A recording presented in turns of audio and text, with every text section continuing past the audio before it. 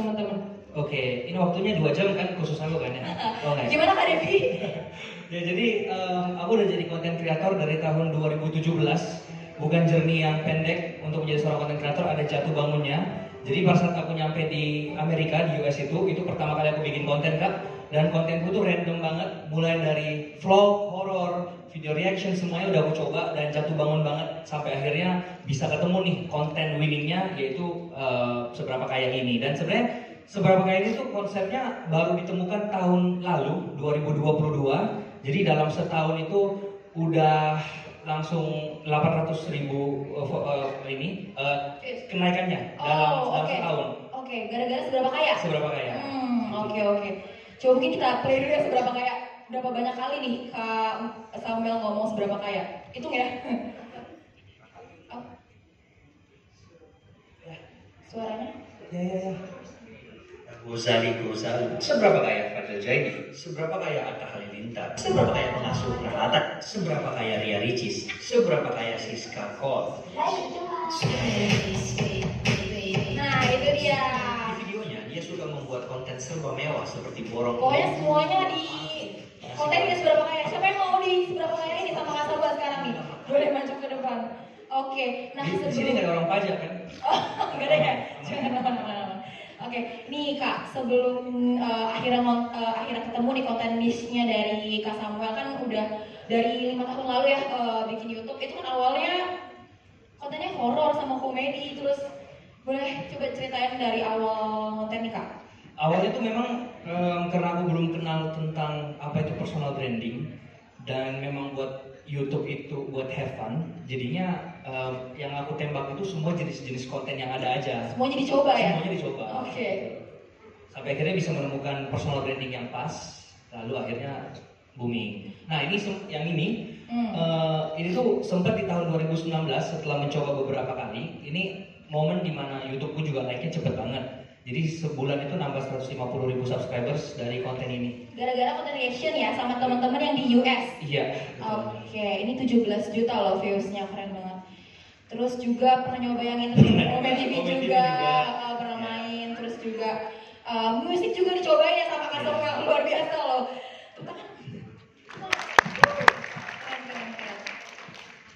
Terus terakhir itu podcast ya, sekarang lagi lagi sama. podcast.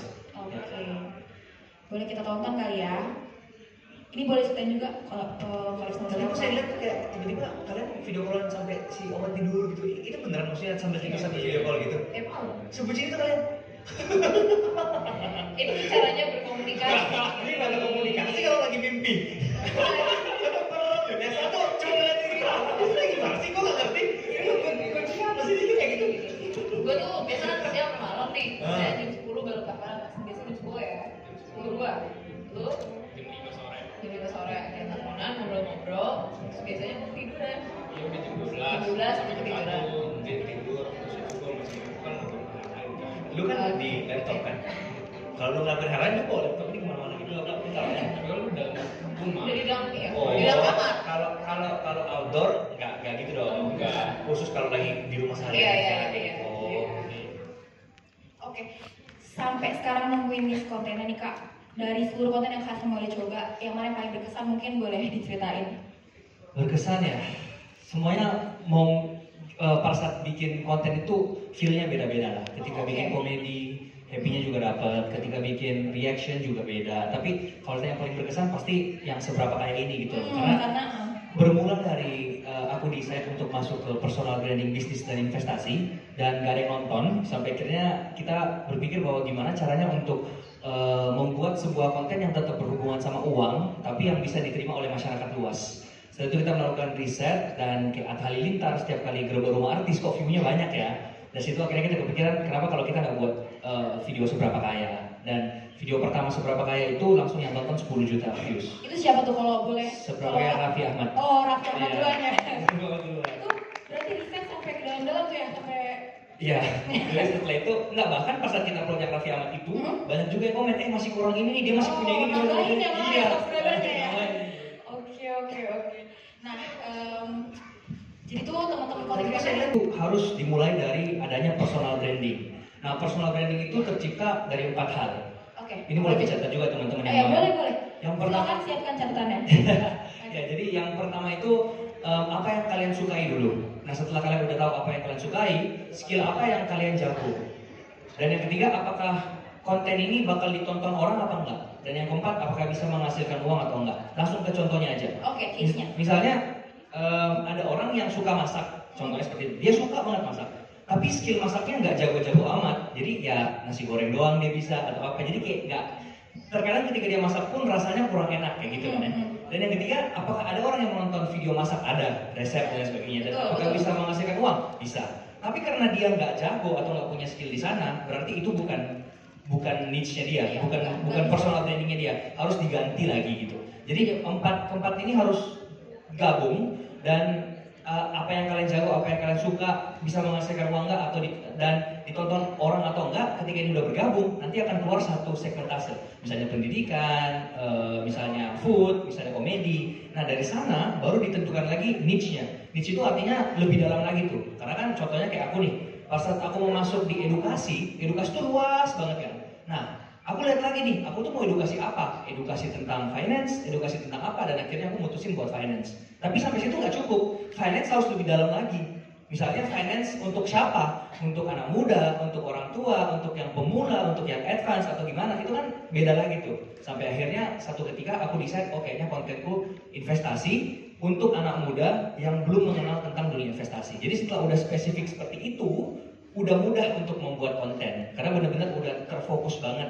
Dan dari situ muncullah konten seperti cara beli saham dari nol, cara investasi, kenapa harus investasi dan lain sebagainya. Itu sebagai contoh aja teman-teman, kayak gitu. Oke, berarti langsung ketemu tuh topik kontennya kalau udah nemuin step-step tadi ya. Yes, tapi harus dicatat. Jadi benar-benar apa yang kita minati tulis dulu nih, misalnya 5 yang kita suka apa, 5 skill yang paling jago kita apa. Nanti bakal satu yang ketemu, nah dari sana baru dikembangin, kayak gitu. Tarik garis gitu ya. Betul. Oke. Nah, selain konten seberapa kaya nih, ada beberapa top videonya dari Kak Samuel nih yang views-nya juga nggak main-main ya. 5 sampai 9 sampai 10 juta ke atas gitu views-nya. Coba kita play ya satu-satu.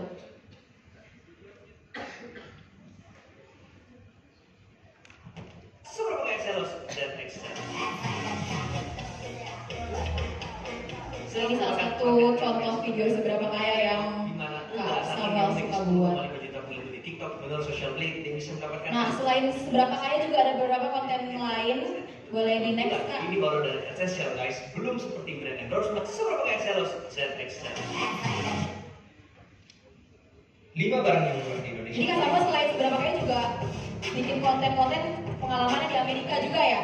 Salah satu anggota boyband Korsel pernah memakai sandal jepit, kemudian fans boyband tersebut menjual sandal jepitnya di eBay dengan harga 250.000. 4. Bensin. Di Indonesia harga bensin termasuk harga yang sangat murah dibandingkan negara lain seperti Belanda yang bisa mencapai 18.000 dan Turki mencapai 22.000 per liternya. 3. Mie instan. Di Amerika harga satu bungkus mie instan bisa mencapai 25.000 rupiah. Kedua, gorengan. Di Belanda, pisang goreng, pasta dan lain-lain akan sangat mahal, di mana harganya bisa mencapai 92.000. Oke, coba di next Kak. Tempe.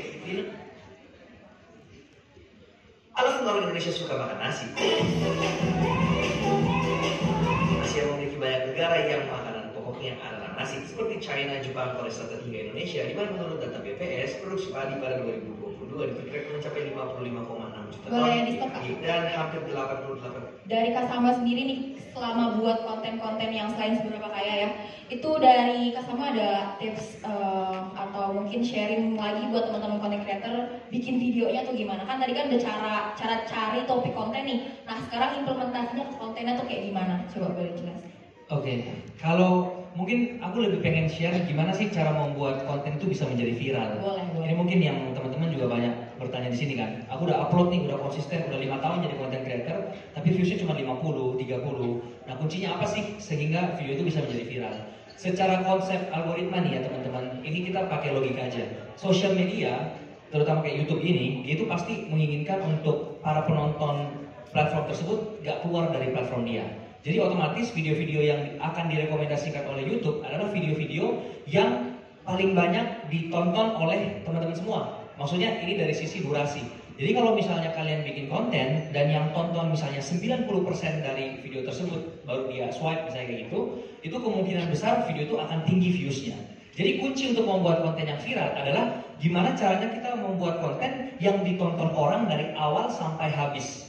Sebenarnya terdengar simpel banget, tapi pada saat kita lakukan itu nggak segampang itu. Makanya kenapa konten seberapa kaya itu kurang lebih kalau aku lihat dari data analytics-nya, itu pasti yang nonton di atas 90%. Jadi orang nonton udah hampir habis baru di swipe. Karena dari awal banget itu udah nge-grab banget. Jadi langsung singkat, padat, dan jelas kayak seberapa kaya Cristiano Ronaldo.